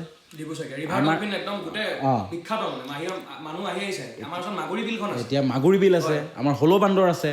মাৰ্ঘেৰিটাখন আমাৰ যিখন চুকাফা স্বৰ্গদেউ চাওলুং চুকাফা অহা বাট আমাৰ মাৰ্ঘেৰিটাত আমি কইল ইণ্ডাষ্ট্ৰিটোক লৈ টুৰিজম প্ৰমোট কৰিব পাৰোঁ ৰুক্মিণী থান আমাৰ শ্ৰীকৃষ্ণৰ বিয়া পতা বুলি কয় ৰুক্মিণীক তো আমাৰ ৰুক্মিণী থানত আমাৰ টুৰিজমৰ কথা ক'ব পাৰোঁ ৰুক্মিণী নগৰ কুণ্ডিল নগৰ তো এইবিলাক বস্তুক লৈ আমি টুৰিজমক যেনেকৈ আগবঢ়াব লাগিছে যে টুৰিজম ক্ষেত্ৰতো আমি আগবঢ়াই দিয়ালৈ প্ৰায় মই ভাবোঁ মানে 10-15 হাজাৰ মানুহ গোটেই টুৰিজমৰ ক্ষেত্ৰত ইনভল্ভ হৈ গ'ল হয় অতিথি আহিলে থাকিলে গাড়ীৰ ব্যৱস্থাত বাঢ়ি গ'ল হয় পাৰ্কিঙৰ আছিলে আৰু তাৰ লগতে আপোনাৰ ধৰি লওক অৰ্থনীতি এটা ডেভেলপমেণ্ট হ'ল হয় তাতকৈ ডাঙৰ কথা গোটেই বিশ্ব চকু দখল কৰা বাগজান ব্ল' আউট যি ঘটনা হৈ গ'ল সেইটো যি ক্ষতি হ'ব আছিলে সেইটো হৈ আছে সেইখিনি কথাটো আমি কৈ আছোঁ অইল ইণ্ডিয়াক দাবী জনাইছোঁ কিন্তু সেইটো লৈ যে আমি এটা টুৰিজম ল'ব পাৰিলোঁ হয় সুবিধা ল'ব পাৰিলোঁ হয় যে ফৰেনাৰ্ছক আনি যে টি মানে কি অইল ইণ্ডিয়াৰ ক্ষেত্ৰত যে ইয়াত এনেকুৱা এটা ঘটনা হৈছিলে কেনেকৈ যে মানুহ জীয়াই আছিলে ভিজুৱেলছখিনি লৈ এটা স্ক্ৰিনিং টাইম কৰি বা ইয়াত টি মিউজিয়াম এটা ক্ৰিয়েট কৰি বা ইয়াত আমি আনিলোঁ বোলে পুৱাতে যেনেকৈ কাজিৰঙাত গঁড় চাবলৈ লৈ যায় ইয়াত বোলে আৰ্লি মৰ্ণিং মানুহ উঠিছে টুৰিষ্ট আহিছে ধুনীয়াকৈ কেনেকৈ চাহ জনগোষ্ঠী বা চাহ শ্ৰমিকসকলে কেনেকৈ বাগিচালৈ যায় কেনেকৈ পুৱাই পাত তোলে কেনেকৈ ফেক্টৰীলৈ আহে সেই ফেক্টৰীত কেনেকৈ প্ৰডাকশ্যন সেইবিলাকো এটা টুৰিজমৰ পাৰ্ট হয় বহুত এইটো পুৰণা এছিয়াৰ ভিতৰত পুৰণা আপুনি ডিগবৈলৈ গ'লেতো ডিগবৈত এতিয়া যি কনজেষ্টেড হৈ যি ঠেকঠোক হৈ থাকিলে ডিগবৈ জেগাটো আচলতে সেই ক্ষেত্ৰত ডেভেলপমেণ্ট কৰিব পৰা নাই বা সেইখিনিক আমি গুৰুত্ব দিব পৰা নাই মানে তিনিচুকীয়া জিলাখনৰ প্ৰত্যেকটো ঠাইৰে নিজৰ এটা সুকীয়া নাম আছে অইল চিটি কইল চিটি টি চিটি চবৰে নাই Sadiya land of rising San Tinsukia commercial city সব ঠাইৰে এটা সুকীয়া নাম মৰ্যাদা আছে আৰু আমাৰ তিনিচুকীয়া মিউনিচিপাল কৰ্পৰেশ্যন যোনখন মানে সেইখন আমাৰ 3 নম্বৰ নে 4 নম্বৰ অসমৰ ভিতৰত ধনী মিউনিচিপালিটি তাহাঁতি ভাল কৰিম বুলি ক'লে বহুত বস্তু কৰিব পাৰে তেওঁলোকৰ এতিয়া ধৰি লওক তেওঁলোকৰ যেতিয়া আমি কৈছোঁ মিউনিচিপালিটি বৰ্ডৰ কথা ক'লা 3বাৰমান চেয়াৰমেন সলনি হ'ল হয় য'ত টকা পইচা বেছি তাত অৰাজকতাও বেছি খোৱা কামৰাটো বেছি তো 3বাৰ যেতিয়া চেয়াৰমেন চেঞ্জ হৈছে তেতিয়াহ'লে ভুক্তভোগী কোন ৰাইজ ভুক্তভোগী এইটোতো মানে তেওঁলোকেতো ব্যক্তিগত লাভালাভত লাগি আছে গোটেই উন্নয়ন এৰি যদি চিন্তা কৰি থাকে কোনজন হ'ব পাৰে তেতিয়াহ'লে এইবোৰ কথাত অকণমান চৰকাৰখনে যিখনে চৰকাৰ চলাই থাকে মুৰব্বী হৈ তেওঁলোকে অলপ ইণ্টাৰেক্ট কৰিব লাগে বা তেওঁলোকে সেই কথাখিনি পূৰা ষ্ট্ৰিক্টলি মানে অকণমান চাব লাগে যে কেলৈ হৈ আছে এই বস্তুটো বন্ধ হ'ব লাগে ডুমডুমাখন কিছু ক্ষেত্ৰত আগতকৈ আগবাঢ়িছে কিন্তু তাৰ লগতে আমি কওঁ যে টি উদ্যোগৰ অঞ্চল বহুত বাগিচা আছে এই বাগিচা উদ্যোগটোক জীয়াই ৰাখিবলৈ আৰু এই বাগিচাৰ উদ্যোগটো নতুন প্ৰজন্মটোক চিনাকি কৰাই দিবলৈ কিছুমান আমি নতুন মানে ধাৰাৰে কাম কৰিব লাগিব এতিয়া ইমান ডাঙৰটো এখন বাগিচা থকা অঞ্চলত যদি টুকলাই ধৰে ইনষ্টিটিউট হয় বা টি প্ৰডাকশ্যন প্ৰচেছিঙৰ ক্ষেত্ৰত কিছুমান কাম কাজ আমি আগবঢ়াব পাৰোঁ টি টুৰিজমক লৈ আগবঢ়াওঁ কাৰণ এই উদ্যোগটোলৈ প্ৰত্যেকটো লোক ইয়াত জীয়াই আছে তো এইখিনি ক্ষেত্ৰত আমি কৰিব লাগিব আৰু বাগিচা ছাত্ৰ ছাত্ৰীসকলৰ শিক্ষাৰ ক্ষেত্ৰত আমি কৰিছোঁ এতিয়া স্কুল দিলে কিন্তু স্কুল দিয়াৰ লগে লগে এটা কথা হৈছে তাত শিক্ষকৰ অভাৱ তো এইবিলাক কিছুমান খাম খেলি আছে এইবোৰ ঠিক ঠাক হ'ব লাগিব আৰু এইবিলাক ক্ষেত্ৰত যেনেকৈ মাজতে কৈছোঁ বগাইদেউ সেইদিনাখন মই আপোনালোকৰ নাগৰিক সভালৈ গৈছিলোঁ তাত মানে এতিয়া যেনেকৈ ডুমডুমাখন দা টি চিটি অফ আছাম বা দা টি চিটি বুলি কোৱা হয়, কিন্তু সোমাওঁতে মানে এখন ভাল ইয়াত চাহৰ দোকান এখন মানে নাই। মই এটা কথা খুব মানে সেইদিনাখন হজুৰে এটা কথা কৈছোঁ যে যেনেকৈ আমি গুৱাহাটীলৈ গ'লে বোকাখাটৰ পেৰা, একদম বোকাখাটৰ পেৰা, বোকাখাটৰ পুৰি বহুত ফেমাছ, বিশ্ববিখ্যাত নিচিনা হৈ গ'ল। মানে যদি তাৰপৰা কোনোবা ডাঙৰ ৰাজনীতিক নেতাই যোৱা, কোনোবা সাধাৰণ লোক খাব পৰা লৈ যায়। যেতিয়া ইয়াৰ পৰা অৰুণাচলৰ ৰয়িঙলৈ তেজুলৈ মানুহ যাব বা অৰুণাচলৰ মানুহ যেতিয়া এফালে যাব, তো তেওঁলোকে যেতিয়া এবাৰ কয় যে ডুমডুমাত ৰখি ডুমডুমা চাহ একাপ খাই যাওঁ, সেই কোৱালিটিৰ চাহটোৰ কাৰণে আমি ইয়াত প্ৰশিক্ষণৰ ব্যৱস্থা কৰিব লাগে আৰু এটা মেণ্ডেটৰী কৰিব লাগে যে কোনো চাহটোক যাতে বিষ বনাই বিকিব নোৱাৰিবি, ষ্টেণ্ডাৰ্ডটো মেইনটেইন কৰিব লাগে। কাৰণ দাৰ্জিলিং গৈ কিনে আমি চাহ খাবলৈ যাওঁ, ম'ম' খাবলৈ আমি দাৰ্জিলিং যাওঁ, কিন্তু আমাৰতো আইডেণ্টিটি কি? আমাৰতো চাহৰ আইডেণ্টিটি। তো আমাৰ এইটো যদি কোৱালিটিটো আমি ধ্বংস কৰি নি থাকোঁ, ভালতকৈ ভাল চাহ খাবলৈ ডুমডুমাত বোলে চাহখিনি খাই খাব, এইটোতো চাহ এনেকুৱা থাকে নেকি? আৰু চাৰিওফালেতো মই সৰুৰ পৰা ইয়াত ডাঙৰ দীঘল জন্ম ইয়াত সৰুৰ পৰা বাগানে দেখি আছোঁ, কিন্তু সেই কথাটো মানে মোক অলপ ষ্ট্ৰাইক কৰিলে, যিহেতু মই সৰুৰ পৰা ইয়াত ডাঙৰ দীঘল হোৱা ডুমডুমাত থকা। তো টি চিটি বুলি কয়তো টি চিটি ক'লে নহ'ব, তাত মানে ধৰক ভালকৈ প্ৰশিক্ষণ দিব লাগিব।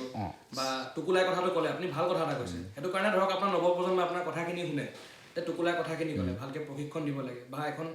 টি চেণ্টাৰ, এগ্ৰ' বা টি বিজনেছ চেণ্টাৰ এখন হ'ব লাগে আমাৰ ইয়াত। তাৰপৰা যেনেকৈ ক'লে আপুনি ভাল এখন চাহৰ দোকান এখন হ'ব লাগে, য'ত আমি ষ্টেণ্ডাৰ্ডটো মেইনটেইন কৰোঁ। তো এনেকুৱা কিছুমান কাম আছে আমি কৰিব লাগিব। মই চাহৰ দোকান এখনৰ কথা বুলি চিন্তা কৰা নাই, লাগিলে এনেকুৱা হ'ব লাগে যে আমি 100জন যুৱক যুৱতীক চৰকাৰৰ ফালৰ পৰা বা জিলা প্ৰশাসনৰ ফালৰ পৰা এটা ট্ৰেইনিং ছেশ্যন হ'ব লাগে, চাহ কেনেকৈ বনোৱা হয়। সেই চাহটো বনোৱাৰ পাছত সেইকেইজনক বিশেষকৈ যিমান ৰেষ্টুৰেণ্ট বা হোটেলত আছে, অকল চাহ বনাবলৈ তেওঁলোকক ৰিকুইপমেণ্ট এটা দিব লাগে, তেওঁলোকক এংগেজ কৰিব লাগে। 100জন ল'ৰাৰ সংস্থাপনৰ মাত্ৰাটো উচ্চ হৈ থাকিলে আৰু মানুহে যাতে চাহটো খাই যাওঁ ডুমডুমাত। চাহৰ পাৱাৰ আছে, তো মানুহ PM বনি যায় চাহ বিক্ৰী কৰি। এইটো নিশ্চিত। আৰু চাহটো এটা ভাবকচোন, চাহ এনেকুৱা এটা ইণ্ডাষ্ট্ৰি হয় যোনটো চাহে মানে 200 বছৰত ভৰি দিলে, কিন্তু সেই তাত কাম কৰা শ্ৰমিকখিনিও আগবাঢ়ি যোৱা নাই। আৰু আমি একেবাৰে বেয়া ভাগটো লৈ থাকিলে নহ'বতো, ভালৰ ভাগটো ল'ব লাগিব। আমিতো নিমখ চাহখিনিয়ে খালোঁ, মেইনটো লৈ গ'ল ব্ৰিটিছে, আৰু এতিয়াও তেনেকৈ চলি আছে বুলি ক'ব পাৰি। এতিয়া আমাৰ চাহ জনগোষ্ঠীৰ যিখিনি যুৱক যুৱতী আছে, তেওঁলোকে যেতিয়া শিক্ষিত আৰু সচেতন হ'বলৈ আৰম্ভ কৰিছে, সেই আগৰ পলিচিবোৰ কৰিব পৰা নাই। আৰু এতিয়া আমি লক্ষ্য কৰিছোঁ এতিয়া। আৰু এতিয়া এইটো বহুত দেখা গৈছে, তেওঁলোক বহুত এডভান্স হৈ গৈছে। নিশ্চিতভাৱে এটা জাতি আগবাঢ়ি যাব লাগিব আৰু তাত শিক্ষাৰ ব্যৱস্থাটো প্ৰয়োজন আছে। এতিয়াও বহুতখিনি কৰিবলগীয়া আছে তেওঁলোকৰ এতিয়া মাটি পট্টাৰ ব্যৱস্থা কৰিছে, কিন্তু কাম কাজবোৰসমূহ আগবঢ়া নাই। আমি বিচাৰিছোঁ যে সেই কাম কৰা জনগোষ্ঠীৰ ৰাইজক যাতে তেওঁলোকে যিমানখিনি অসমক দিলে, আমি জানো তেওঁলোকক দিব পাৰিছোঁ ইন ৰিটাৰ্ণ, সেই কথাটো আমি গুৰুত্ব সহকাৰে ল'ব লাগিব। তেওঁলোকে এটা মানে চিনাকি কৰাই দিলে বিশ্বত অসমৰ চাহ, তো তেওঁলোকক আমি সিমানখিনি মৰম আৰু মৰ্যাদা দিয়াটো আমাৰ প্ৰত্যেকৰে দায়িত্ব। সেই মৰমটোৰে আমি যাতে আগবঢ়াই লৈ যাব পাৰোঁ। আৰু চৰকাৰখনে কেৱল 5,000 টকা দি 200 বছৰ উদ্যোগটোক সামৰি থ'লে নহ'ব, তেওঁলোকলৈ কিছুমান স্বাস্থ্য শিক্ষা, তেওঁলোকৰ আহিবলগীয়া প্ৰজন্মটো যাতে চাইণ্টিফিক ৱেত চাহ উদ্যোগটো চলাব পাৰে। কাৰণ এতিয়া আপুনি দেখিছেনে যি ধৰণে বেলেগ অন্য দেশত চাহটোৰ খেতিটো মানে বেলেগ ধৰণকৈ প্ৰচেছত আগবাঢ়িছে, সেই ফেৰ মাৰিব পৰা প্ৰতিযোগিতাৰ ব্যৱস্থাটো কিন্তু আজি আমি আমাৰ শ্ৰমিক ভাই ভণ্টীসকলক, আমাৰ বাইদেউসকলক, মাসকলক কৰি দিব লাগিব। গম পাইছোঁ, হয়। সেয়া কথা। এতিয়া মই যি দেখি আছোঁ, মানে যি ডিষ্ট্ৰিক্ট মানে চলি আছে এতিয়া কাৰেণ্ট চিনেৰিঅ, মানে এতিয়া মই দেখোঁ যে আমাৰ যোনখন চেণ্টাৰ আছে, centre for T and agro' and business university, পাঞ্জাৱৰ পৰা আহে, তামিলনাডুৰ পৰা আহে ল'ৰা ছোৱালী পঢ়িবলৈ, কিন্তু মানে ধৰক আমাৰ মানুহখিনি অলপ এই নলেজটোৰ পৰা অলপ দূৰত আছে নেকি, মই সেইটো মানে পাৰ্চনেলি ফিল কৰোঁ। সজাগতা কৰাটো কাৰ দায়িত্ব? সেয়াই চৰকাৰৰ দায়িত্ব। সজাগতা কৰিব লাগিব। যেনেকৈ ভূত বিচাৰিবলৈ জানো, তেওঁ ঘৰে ঘৰে সোমাইগৈ, মানুহে বাথৰুমত সোমাই থাকিলেও দৰ্জাখন টকৰিয়াই কিনে ভূতটো বিচাৰি থৈ আহে। তো তেতিয়াহ'লে তেওঁলোকে সজাগতা চিটটোৰ কথা কেলৈ নকয় যে আমি এনেকৈ পঢ়িব লাগিব দেই, আমাৰ চিট আছে। সেই সজাগতা গাঁৱে গাঁৱে কৰিবলৈ কেলৈ নাযায়? কিন্তু এতিয়া নিৰ্বাচন হোৱাৰ লগালগ দেখিব একদম ব্যাগুম নেতা, ইন'ভা ননমা নেতাও গৈ একদম কাৰোবাৰ ভৰি ধোৱা পানী খাই দেখাব, কাৰোবাৰ একেবাৰে লগত ভাত খাই দেখাব। এইবোৰ কৰাতকৈ তেওঁলোকে যদি যিবোৰ প্ৰকৃত আমাৰ কাম, যে পঢ়াব লাগে, কম বয়সত বিবাহ কৰিব নালাগে, চাফ চিকুণকৈ থাকিব লাগে, আমাৰ প্ৰজন্মটো যোন জাতি শিক্ষিত, মই এটা কথা কওঁ, সেই জাতিটো কোনোদিন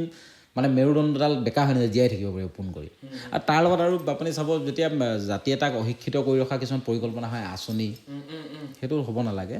জাতি এটা জীয়াই থাকিবলৈ শিক্ষাটো খুব প্ৰয়োজন আছে। লাগে তাৰপিছত যিয়ে কৰক তেওঁ। সেইটো এটা কথা ক'লে, কম বয়সতে বিয়া পাতিব নালাগে, কিন্তু আমাৰ মামাইতো কয় যে বিয়াটো সোনকালে পাতিব লাগে। নহয়, কম বয়সতে বিয়া পাতিব নালাগে মানে চাওক, এতিয়া মামাৰ মই দুটা কথা কৈছোঁ। তেওঁৰ কথাটো হ'ল, আপুনি যিহেতু মামা বুলি কৈ আছে, মই এটা কথা কৈছোঁ, তেওঁ হৈ গ'ল খুব চতুৰ হয়। তেওঁ চাকৰি দিছে আৰু তেওঁ কৈছে বিবাহ ভাগত হ'ব লাগে। বিবাহটো এটা নিজৰ ব্যক্তিগত কথা, মানুহৰ কোন সময়ত কৰে নকৰে সেইটো বেলেগ এটা বিষয়। কিন্তু বিবাহৰ লগত আজিকালি জীৱনৰ যিটো মূল্য বৃদ্ধি হয় তেওঁ কৈছে অসমীয়া মানুহে সন্তান জন্ম নিদিয়ে তেওঁ তিনিচুকীয়া জিলাখনত মেডিকেল ৰিপৰ্ট লওকচোন কিমান মানুহে নিজৰ পৰিবাৰ হেৰাবলগীয়া হ'ল সন্তান জন্ম দিওঁতে সেইটো খবৰ তেওঁ কৰিব আৰু লাগে ইনফ্লেশ্যনটো বাঢ়ি আছে প্ৰত্যেক আৰু নহয় হেল্থ ছিষ্টেমটো যেতিয়া স্বাস্থ্য ব্যৱস্থাটো ভাল নাথাকিব আৰু কেৱল সন্তান জন্ম দিব লাগে বুলি মুখ্যমন্ত্ৰী এজনে কৈ থাকিব সেইখিনি কথাত তেওঁ চাব লাগিব ন সুবিধা দিব লাগিব নহয় আজিৰ দিনত এজন মাতৃয়ে গৰ্ভধাৰণ কৰা একেবাৰে সন্তান জন্ম দিয়ালৈকে প্ৰায় 3-4 লাখ টকা খৰচা আছে আছে হয় সেই প্ৰচেছটো তেওঁলোকে কেতিয়া বিনামূলীয়া কৰিব পাৰিব বা একদম ভালকৈ মানে যিটো কয় ন্যায় একদম মানে খুব সেৱা মনোভাৱে কামখিনি কৰিব পাৰিব নোৱাৰে নহয় নহ'লে ইমান ব্যক্তিগত হস্পিটেল কেলৈ হ'ল হয় মেডিকেল কলেজৰ সন্মুখত 20খন যদি ব্যক্তিগত হস্পিটেল খুলি গ'ল তেতিয়াহ'লে মানে ক'ৰবাত না ক'ৰবাত মেডিকেল কলেজতেই খেলটো অলপ মানে গুৰুত্ব সহকাৰে বা চৰকাৰী ক্ষেত্ৰত গম পাইছোঁ এতিয়া আমাৰ ইয়াতে তিনিচুকীয়া মেডিকেল কলেজখন খুলি থৈছে কিন্তু ফেচিলিটি নাই নাই মই নিজে গ'লে ফেচিলিটি নাপাওঁ নাই চ' তেনেকৈ মই ভাবোঁ যে মেডিকেল কলেজ খুলি মানে একো লাভ নাই যদি আপুনি তাত মানে ফেচিলিটিজে দিব নোৱাৰে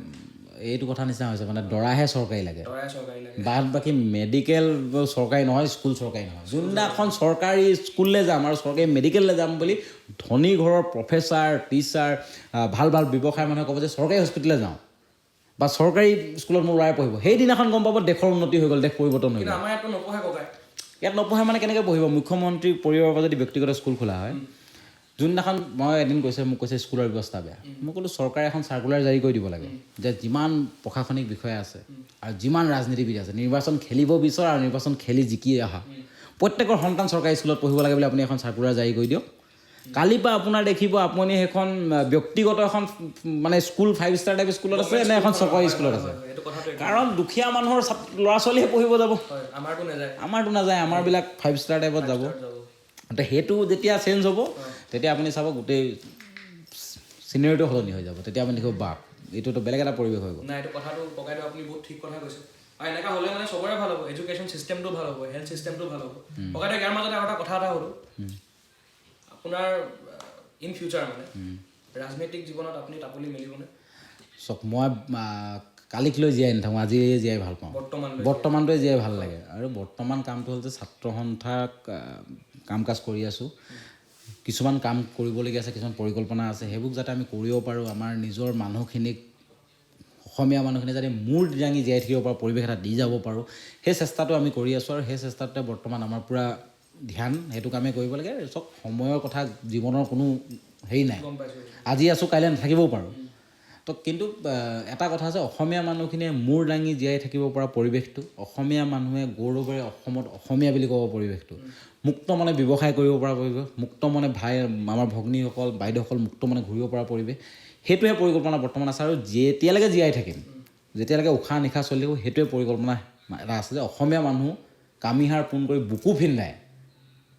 কোনো যে ক'ব নালাগে যে এই চহৰত যাব নালাগে আমাৰ অসমীয়া মানুহ এই কয় যে যোনবোৰ এতিয়া বৰ্তমান যোনটো ভয়ৰ ব্যৱসায় কৰি আছে চৰকাৰখন সেই ব্যৱসায় যাতে কোনো কৰিব নোৱাৰে সেই এনেকুৱা এটা পৰিৱেশত কৰাহে মোৰ এটা বৰ্তমান মানে আমি ভাবিছোঁ যে সেনেকুৱা এটা পৰিৱেশ আমি যে সকলোৱে মিলি যুৱ চামটো একত্ৰিত হয় সকলো ক্ষেত্ৰত ব্যৱসায় ক্ষেত্ৰত শিক্ষাৰ ক্ষেত্ৰত আমি সকলোৱে পঢ়ি শুনি শক্তিকে যাতে আগবাঢ়ি যাব পাৰোঁ সেইটোৱে চিন্তা কৰিছোঁ ইয়াৰ মাজত আৰু এটা প্ৰশ্ন সুধিবলৈ আছিলে ককাইদেউ মানে এই প্ৰশ্নটো যদি পডকাষ্টত নুসুধোঁ মানে তেনেহ'লে বহুত আধৰুৱা হৈ যাব পডকাষ্টটো এতিয়া চবেই গম পাইছে আমাৰ হাৰ্টথ্ৰব জুবিন গাৰ্গৰ কথা তেওঁৰ ন্যায়টো এতিয়া দিলেই হৈ আছে আৰু আগন্তুক এতিয়া বহাগ বিহু হ'ব বহুত মঞ্চত তেওঁক আমি নাপামো চাগে তো আপোনাৰ দৃষ্টিভংগীত মানে justice delayed is justice denied আপুনি নিজে LLB পঢ়ি আছে তো সেইটো ক্ষেত্ৰত মই এটা কথাই ক'ম যে ৰাজনীতি কৰিব নালাগে যোনজন ব্যক্তিলৈ মানুহে আচলতে কয় ন ভইচ অফ দ্য ভইচলেছ হয় প্ৰত্যেকজন কথা ক'ব নোৱাৰে অসমীয়া যি মানে মনত কথাখিনি আছিলে কিন্তু ক'ব ভয় কৰে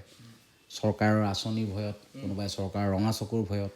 সেই কথাখিনি কিন্তু জুবিন গাৰ্গ ডাঙৰীয়া সহজতে ক'ব পৰা এজন ব্যক্তি আছিল জুবিন গাৰ্গ বহুত মানুহৰ সেই ব্যক্তিজন হঠাতে যেতিয়া নাইকিয়া হৈ গ'ল অসমীয়া মানুহে চিন্তা কৰিব আমিতো আমাৰ প্ৰজন্মতে আমি জন্ম হোৱাৰ তেওঁ গান শুনিয়ে আজি যে বছৰ হৈছে আৰু আমি তেতিয়া বহি মানে প্ৰায় এটা কথা আমি আলোচনা কৰোঁ যে মানুহ মৰিব পাৰে জুবিন গাৰ্গ ডাঙৰীয়া মৰিব নোৱাৰে মানে আমি কল্পনাই কৰিব নোৱাৰোঁ আজিও যদি তুমি চোৱা এই জুবিন দা আছেই নেকি আমাৰ মাজতে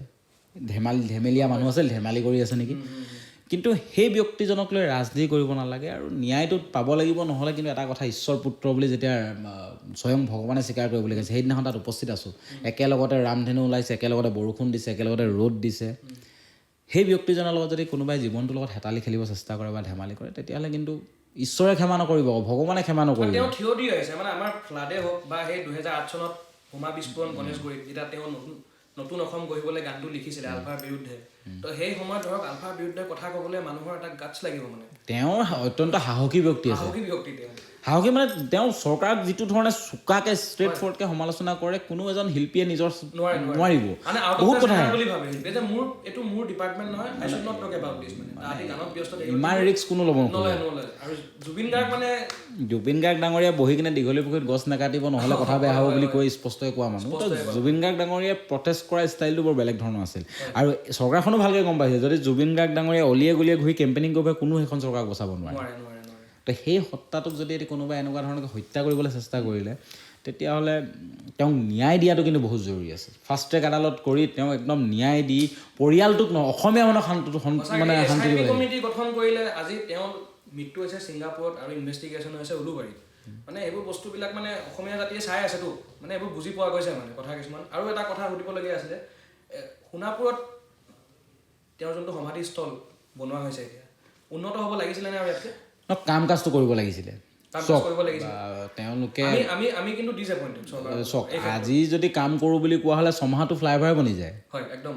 বিজি এটা ৰ'ডত ফ্লাইঅভাৰ বনি যায়। তো জুবিন গাৰ্গ সমন্বয় যিখন আমাৰ ক্ষেত্ৰ আছে, জুবিন গাৰ্গ ডাঙৰীয়া ক্ষেত্ৰ আছে, সেই ক্ষেত্ৰটো খুব আটক ধুনীয়া কৰিব লাগে। কাৰণ গোটেই বিশ্বই চাবলৈ আহিছে যে কোন মানে এজন ব্যক্তি এনেকুৱা ঢুকালে যে মানে আৰ্টিষ্ট মাইকেল জেকচনৰ পিছতেই সমাগম হৈ গ'ল। তো জুবিন গাৰ্গ ডাঙৰীয়াৰ কাৰণে বহুত বিদেশীয়ে গুগলত চাৰ্চ কৰিছে হুইজ জুবিন গাৰ্গ। জুবিন গাৰ্গ বুলি মৰালে অসম ওলাইছে, অসমীয়া ওলাইছে, অসমীয়া গীত ওলাইছে, কালচাৰটো ওলাইছে তাত। তো সেইজন ব্যক্তিক আমি মৰ্যাদা দিব নোৱাৰাটো বা চৰকাৰখনে হেমাহি কৰাটো এইটো কিন্তু ভাল লক্ষণ নহয়। এইটো মানে একালৰ বৃন্দাবন একালৰ বৰ ভয়ংকৰকৈ চন পৰিব যদি জুবিন গাৰ্গ ডাঙৰীয়াৰ মানে সত্তাটোৰ লগত কোনোবাই খেল কৰে। এইটো লৈ ৰাজনীতি হ'ব কবে? আমিতো বিচাৰিছোঁ জুবিন গাৰ্গ ডাঙৰীয়াক ৰাজনীতি কোনো সাহস বৃদ্ধি কোনো কৰিব নালাগে। এজন ব্যক্তি আমি কিছুমান ক্ষেত্ৰত আমাৰ এটা ভৰাই এটা মই কওঁ যে কিছুমান ক্ষেত্ৰত আমি দল মত এৰি একত্ৰিত হৈ অসমীয়া হৈ থৈ দিব লাগে। সেইটো জুবিন গাৰ্গ ডাঙৰীয়াৰ ক্ষেত্ৰত আমাৰ হ'ব লাগে। তেওঁ জাতি ভেটি চব এইবোৰ খতম কৰি গ'লতো। তেওঁ মানে আমি কিছুমান ব্যক্তিগত যি আমাৰ মত নিমিলে মতানৈক্য থাকে সেইখিনিক এৰি আমি জুবিন গাৰ্গ ডাঙৰীয়াৰ ক্ষেত্ৰত একত্ৰিত হৈ তেওঁ ন্যায় ব্যৱস্থাটো সাহস বিৰোধী সকলোৱে জোৰ দিব লাগিছিলে। কিন্তু এতিয়া দেখিছোঁ ইয়াত বোকা চিটোৱা ৰাজনীতি হৈ আছে। এইটো হ'ব নালাগে। একত্ৰিত হওক কিবা এটা আজি য'ত জুবিন গাৰ্গ ডাঙৰীয়া আমি ন্যায় দিব নোৱাৰিলোঁ অসমীয়া আৰু আমি একো কৰিব নোৱাৰোঁ। আৰু এজ এ নৱপ্ৰজন্ম মানে আমাৰো বেয়া লাগে মানে বস্তুটো যে মানে ধৰক এতিয়া আমাৰো ফ্ৰেণ্ডছ কেইটামান আছে দিল্লীত থাকিব মুম্বাইত থাকিব তাহাঁতি মানে বস্তুটো কয় যে তেৰে ইয়াৰ পে 5 মহিনা হৈ গया জুবিন গাৰ্গ কো ন্যায় নিমিলা ইতনা বড়া হস্তি থা মতলব তেনেকৈ কথা কিছুমান মানে শুনিবলৈ পাওঁ। চ' এজ এ নৱপ্ৰজন্ম অসমত থাকি এই বস্তুটোত মানে অলপ আমি ক'ৰবাত মানে দুখ পাইছোঁ। জুবিন গাৰ্গ ডাঙৰীয়া এটা কথা কৈ থৈ গৈছিল মোৰ বহুত সন্তান আছে, গোটেইখিনিকে নিজৰ ল'ৰা বুলি কৈ থৈ গৈছিল, চবেই মোক জ্বলাব লাগিব কৈছিল। তেওঁ কথাটো কৈছিল যে মোক তহঁতে জ্বলাব লাগিব বুলি কথা এষাৰ কৈ থৈ গৈছিল তেওঁ। আৰু সঁচাকৈ ভাবকচোন 10 লাখতকৈ অধিক লোক সমবেত হৈ গ'ল এজন ব্যক্তিক শেষ বিদায় দিবলৈ। তো সেই 10 লাখ ব্যক্তিয়েতো এৰি নিদিব নহয়। যিসকল যাব নোৱাৰিলে সেইসকলতো আছেই, সেইসকল ব্যক্তি এৰি নিদিয়ে নহয়। সেই প্ৰজন্ম এটা শেষ কৰি দিয়াটো ইমান সাধাৰণ কথা নহয়। যুঁজ থাকিবই, যুঁজি থাকিব। আজি নহয় চৰকাৰ শেষ হ'ব, কোনোবাই শেষ হ'ব, কিন্তু এই যুঁজখন শেষ নহয় আকৌ।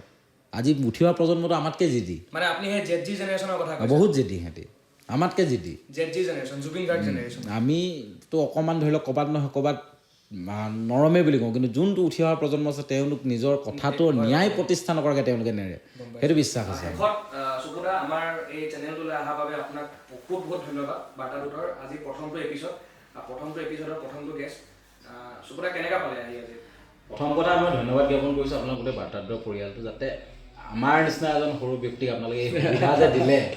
আপোনালোকৰ নতুন জেনেৰেশ্যনটো বিচাৰিলে খুব এটা আগ্ৰহ, জ্যেষ্ঠৰ মৰম আশীৰ্বাদ তাৰ কনিষ্ঠসকলৰ মৰম হেঁপাহটো পালে খুব ভাল লাগে। আপোনালোকে আমাক এই সুবিধাকণ দিয়াৰ বাবে ধন্যবাদ। আৰু নতুন প্ৰজন্মৰ তোমালোকে আগবাঢ়ি আহিছা, তোমালোকৰ যাতে ভাল হওক, আগবাঢ়ক চেনেলটো খুব ধুনীয়াকৈ। আৰু তোমালোকে ভাল ভাল কাম কৰি যোৱা, ভাল ভাল বিষয়ৰ ওপৰত ৰাইজক সজাগ কৰিব পাৰা। তোমালোক খুব শিক্ষিত যুৱক আৰু নতুনকৈ তোমালোকে মানে কিছুমান কাম যি কৰা নতুন প্ৰজন্ম মই কৈছোঁ খুব ন্যায়িকভাৱে কৰে, ন্যায়িকভাৱে, একদম কোনো তাত গাফিলতি নাই। আৰু সেইটো ক্ষেত্ৰত ভাল লাগিছে। আৰু নতুন প্ৰজন্মটোক মই তোমালোকৰ মাধ্যমত এটাই আহ্বান জনাইছোঁ, কাৰণ জ্যেষ্ঠসকলক কিবা পৰামৰ্শ দিয়া আমাৰ ধৃষ্টতাও নাই, কিন্তু আমি এটাই নতুন জেনেৰেশ্যনক আহ্বান জনাইছোঁ যে ড্ৰাগছ, কানি, মদ, ভাং এইবোৰৰ পৰা আঁতৰি থকা, স্বাস্থ্যটো ধ্যান লোৱা, সুস্বাস্থ্যগৰাকী হোৱা, আৰু খুব পঢ়া শুনা কৰিব লাগে। কাৰণ এইটো কাৰণে নহয় যে পঢ়া শুনা কৰি মই চাকৰি ল'ম, পঢ়া শুনা কৰি মই যিকোনো কামেই কৰোঁ তেতিয়া মোক কোনোবা এজন ব্যক্তিয়ে মোক এই আঁচনিৰ নামত আগুৱা আহিব নোৱাৰিব, কাৰণ গোটেই জাতিটোৰ সামাজিক দিশ, সাংস্কৃতিক দিশ, ৰাজনীতিক দিশ সকলো ক্ষেত্ৰত এই নতুন প্ৰজন্মতে কাম কৰিব লাগিব এটা সময়ত। আৰু সেইকাৰণে এই ক্ষেত্ৰত আমি আহ্বান জনাইছোঁ যে তোমালোকে ভালকৈ পঢ়া শুনা কৰা, নতুন প্ৰজন্মটোৱে খুব শক্তিশালীভাৱে আগবাঢ়ি যাওক, স্বাস্থ্য ভালে ৰাখক। আৰু অৱশ্যে এটা ভাল কথা দেই, মই এইখিনি ক্ষেত্ৰতে কৈছোঁ, এটা নতুন ৰিপৰ্ট আহিছিলে যে নতুন জেনেৰেশ্যনবিলাকে জেনজিবিলাকে এলকহল কম কনজিউম কৰে, চেল ডাউন হৈছে। তো এইটো খুব এটা ভাল কথা মানে। কিন্তু ড্ৰাগছে যি ধৰণে আমাক আক্ৰমণ কৰি আছে এইটো এটা পৰিকল্পিত আক্ৰমণ। ড্ৰাগছটোৰ ক্ষেত্ৰত মই কৈ দিছোঁ পৰিকল্পিত আক্ৰমণ, কাৰণ ড্ৰাগছটোৱে সেইটো ঠাইতে আক্ৰমণ কৰিছে য'ত আটাইতকৈ বেছি দেশক সেৱা কৰিছে, য'ৰ পৰা আটাইতকৈ বেছি খেলুৱৈ হৈছে, য'ত আটাইতকৈ বেছি ভাৰতীয় সৈন্যলৈ গৈছে, সেইবোৰ দেশত পাঞ্জাৱ, উত্তৰ পাঞ্জাৱ, উত্তৰ পূৰ্বাঞ্চলত আক্ৰমণ কৰিছে। নৰ্থ ইষ্টতো পোৱা টাৰ্গেট কেলৈ কৰিছে? ইয়াৰ পৰা খেলুৱৈ সৃষ্টি হয়, ইয়াৰ পৰা ভাৰতীয় সৈন্যলৈ যায়। ক'ৰবাত নহয় এটা আমাৰ এটা পৰিকল্পিতভাৱে আমাক ধ্বংস কৰি আমাৰ যিবিলাক আমাৰ নেচাৰেল ৰিচোৰ্চেছ আছে সেইবিলাকৰ ওপৰত যাতে আমাৰ অসম খিলঞ্জীয়া যুৱক যুৱতীয়ে ভৱিষ্যতে মাত এইবিলাকৰ ওপৰতো মাষ্টাৰ মাইণ্ড থাকে ককাই। নিশ্চিতভাৱে সেইটো আমাক পঙু কৰি পেলাব। আপুনি চিন্তা কৰক, ক'ৰবাত আমি শুনো 2 কোটি 2.5 কোটি টকা ড্ৰাগছ চিজ হৈছে, তো ভাবকচোন আহি আছে ধৰাখিনি ঠিকে সোমাই যোৱাখিনি। এই বস্তুবিলাকক লৈ কিন্তু আমি অকণ বাচিব লাগিব, সজাগ হ'ব লাগিব। ড্ৰাগছৰ বিৰুদ্ধে যুঁজিলে এইটো এটা বৰবিহ মেলি দিয়া হৈছে, সেইটো বিৰুদ্ধে যুঁজিলে বাদ বাকী আমাৰ খিলঞ্জীয়া মানুহক কেতিয়াও কোনোদিন কাৰো আগত পৰাভূত হোৱা ইতিহাস নাই, কোনোদিন নেহাৰে। আমি যিসকলৰ সতি সন্ততি আমি বীৰ বীৰাংগনা গাত তেজ থকা জাতি এটা, আৰু এই জাতি সদায় মূৰ দাঙি জীয়াই থাকিব বাবে আমাৰ বিশ্বাস আছে, স্বাৱলম্বী হয়। আৰু আমি সকলোকে এটা আহ্বান যে হিতাধিকাৰী নহয় স্বত্বাধিকাৰী হ'বলৈ চেষ্টা কৰক। চাকৰি বিচাৰি যোৱা জাতি নহয়, চাকৰি দিব পৰা যাতে জাতি হওঁ তাৰে কামনা কৰিছোঁ। আপোনালোক সকলোকে পুনৰবাৰ ধন্যবাদ জ্ঞাপন কৰিছোঁ। ধন্যবাদ সকলোকে। চাই থাকিব বাৰ্তাটোত, আৰু এটা খণ্ডলৈ আপোনালোকক সকলোকে লগ পাম।